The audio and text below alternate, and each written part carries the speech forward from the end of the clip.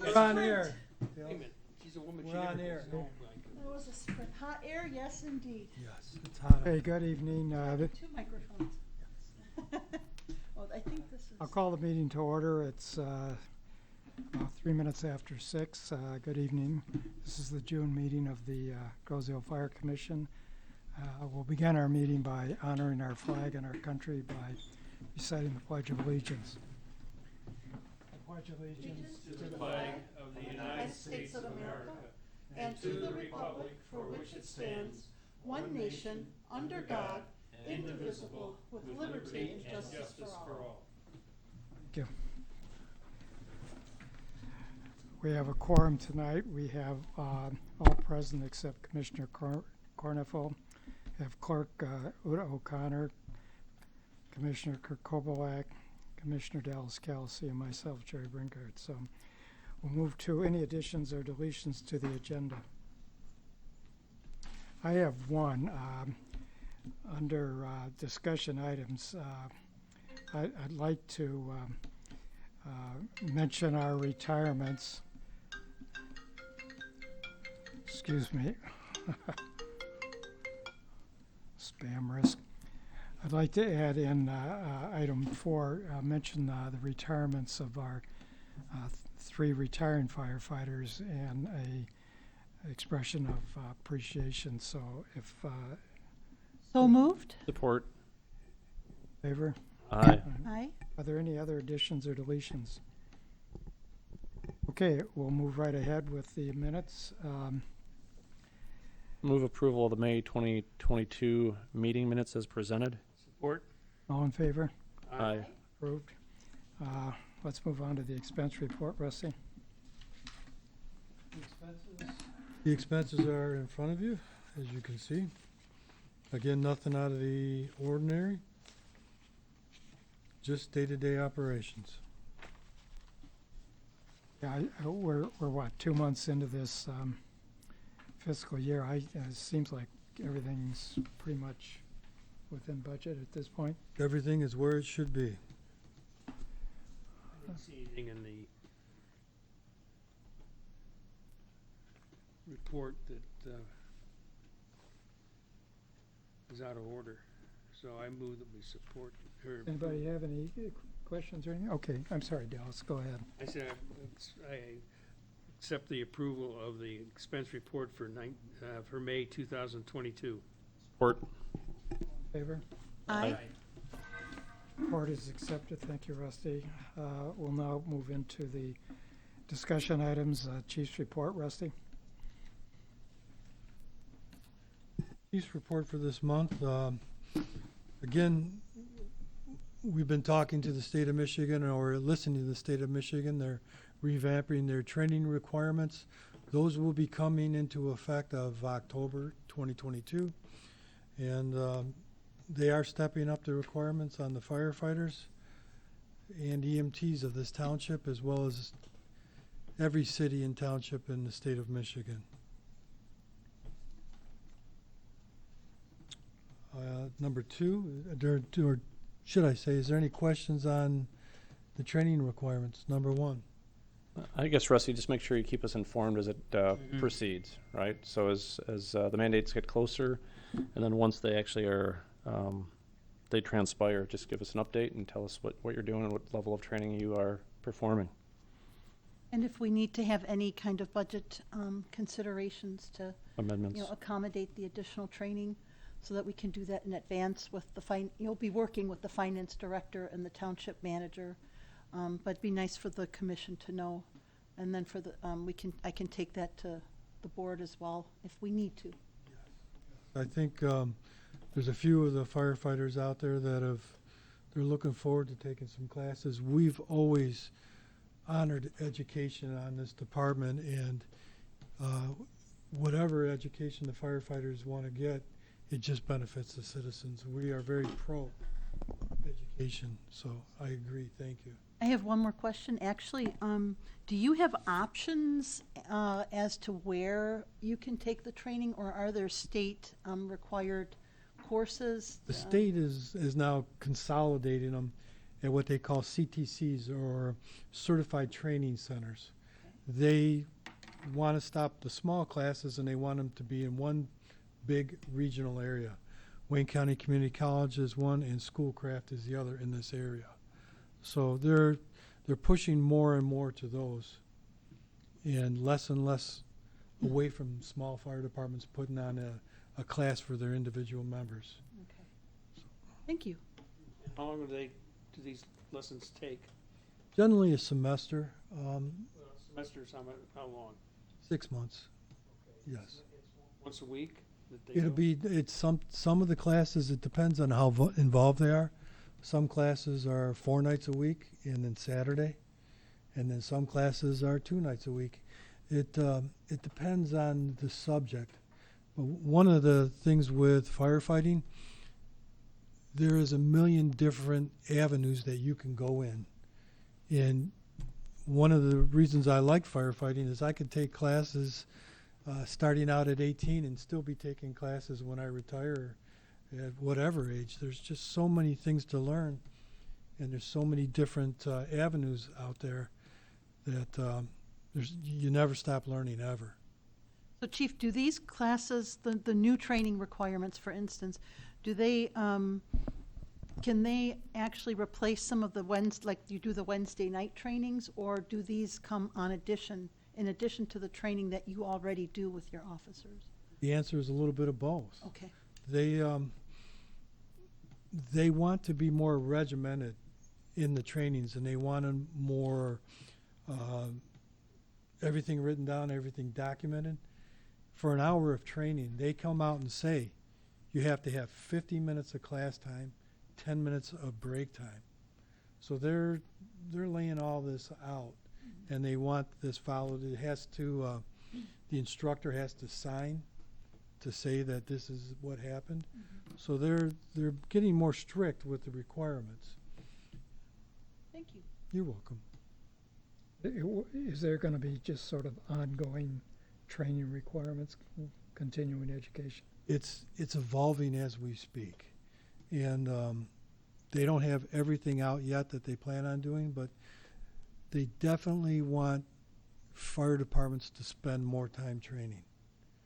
It's train, and then train some more.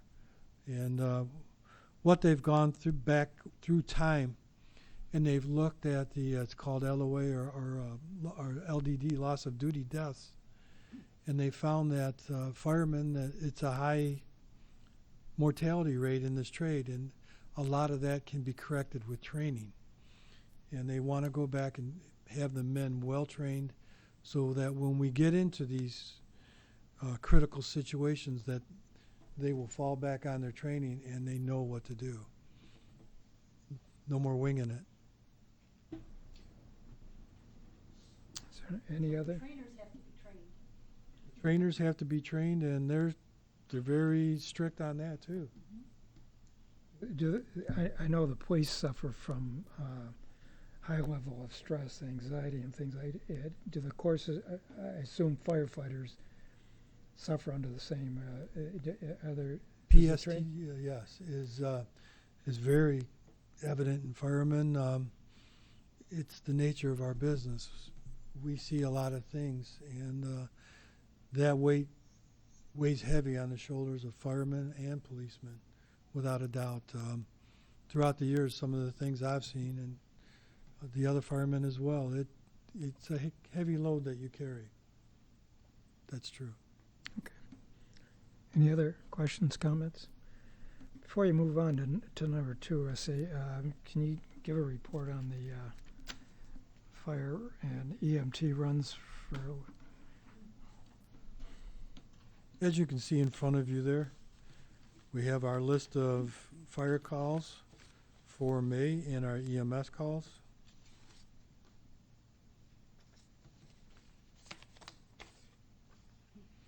I noticed we had 3 different incidents last month of something we described as anxiety reaction, emotional upset. Is this something that's been increasing, or is? Actually, we've been dealing with these for many years. They just define the way define this for the medical records. When we go and we pick what happened or what the call was about, we have a list that we have to pick from. And it has to fall within that category, and then the rest of the report to the hospital, and from there on out goes according to that particular call. Anxiety is one of them. Difficulty in breathing is a common one that we deal with, and these are all in our reports. It just seems that the list keeps growing every year. When I first got in, we probably had 20 things to pick from. Now I'm guessing we have 200, and they keep adding things to that. So it falls into different categories, and this is just a category that we pick from. Well, and it's evident from your list that there's basically certainly one call a day, and some days you've had as many as 6 calls. And that just shows on the EMS side how much we depend on this department. And from anything like anaphylactic shock to diabetic hypoglycemia, and that's in addition to the fire calls.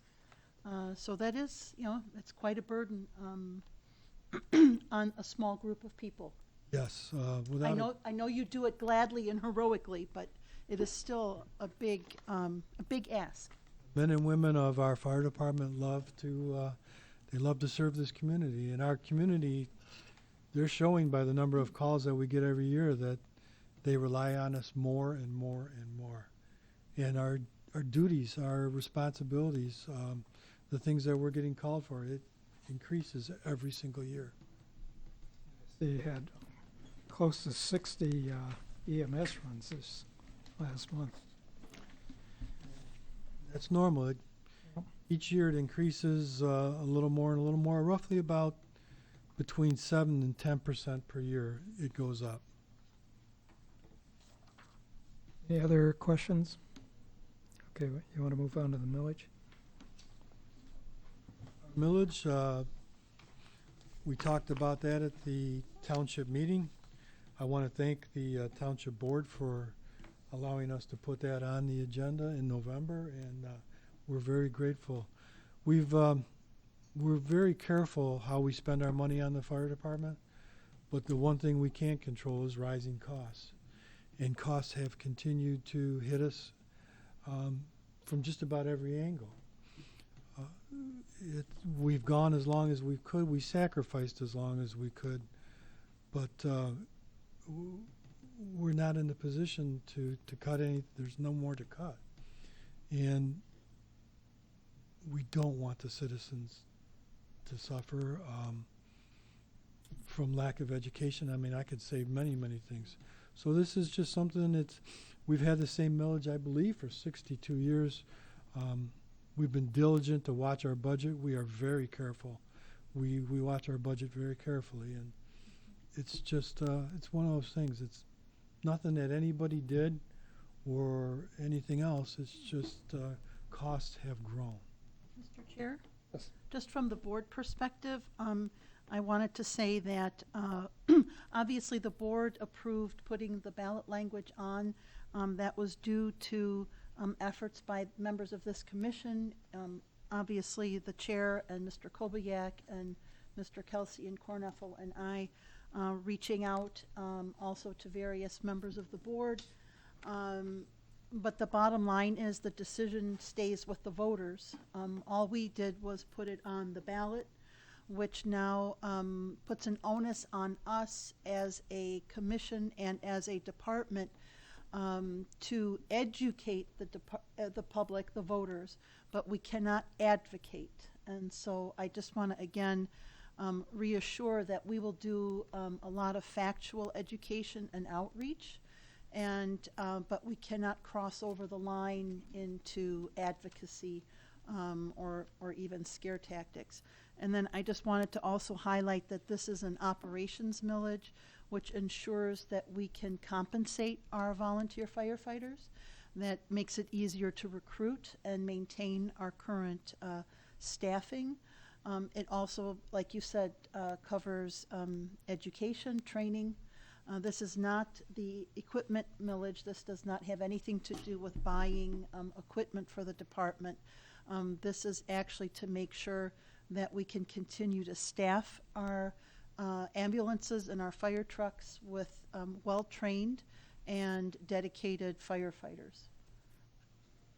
Thank you, Uta, for those comments, and I want to add my thanks to the commission because I know everybody joined in the effort to put the information together, and we certainly thank the township board for. What's the bottom line increase, 70.75? 0.75 mil. Okay, you want to go on to item number 3, Chief? Item number 3 is active shooter training. We talk about that a little bit. I talked with the chief of police today. He just, him and a couple of his men took a class.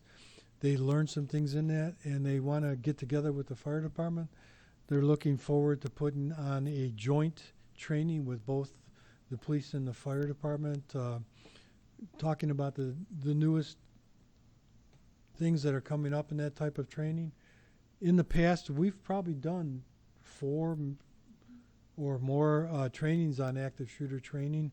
So this is nothing new for this department. We've put on some pretty big trainings in the past, but information comes in new all the time, and we're constantly updating, as well as new members. Back when I did it, a couple of years ago, we've got a whole new department now, and a bunch of new members, and we want to send them through and show them as well. And God forbid this never happens, but should it, we just want to be prepared, and we're ready. And at the chiefs meeting this morning for the Downriver Fire Chiefs, we talked about it there as well. And all the chiefs, all the fire departments downriver, they are becoming better at this. And these trainings that we put on, and before COVID, we had a couple things going with the schools. And again, the schools, this is something that we do together as a joint operation with all of us. So. Very good. You want to move on to item 4, and that's just the announcement of the retirements and our Yes. thanks for their service. I'll turn it over to you. Thank you. We would like to say that we've had 3 of our members have their 30 years in, and with much regret, I received their retirement notifications. Ken Gape, Charlie Lawler, and David Lawler put in for their retirement. We wish them the best. God bless them. They have their 30 years of service. I would like to acknowledge their commitment to this community, to their fellow firefighters. I would like to thank them personally and as well from the fire department for their many years of dedication. I wish them a happy and healthy retirement. And summertime's, I wish that they enjoy their summer and have a wonderful retirement. I can't thank them enough. Thank you for your service, and thank you for everything that you've done for this community. I think we're all in agreement that we thank their dedication.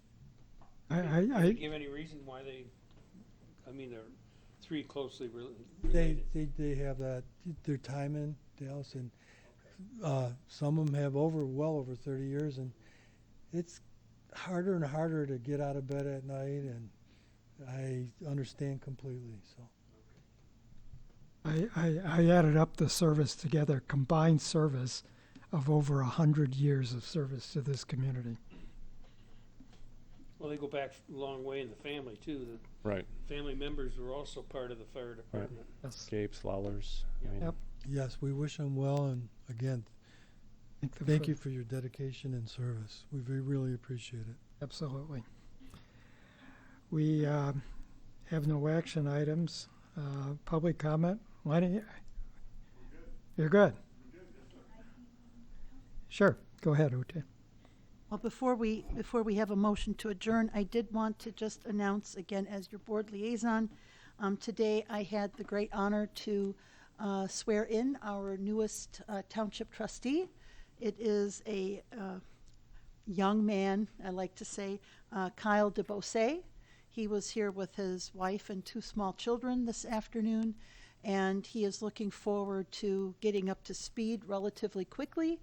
And I think we are all on the board very happy to have a 7th member again and to move forward. So I know that at some point he may also be reaching out to you and to get to know the different departments and the different people involved on commissions.